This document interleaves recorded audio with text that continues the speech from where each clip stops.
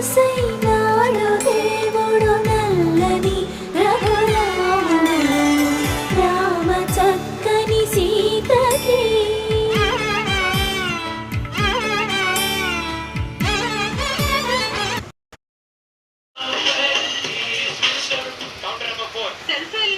సందేహం లేదు.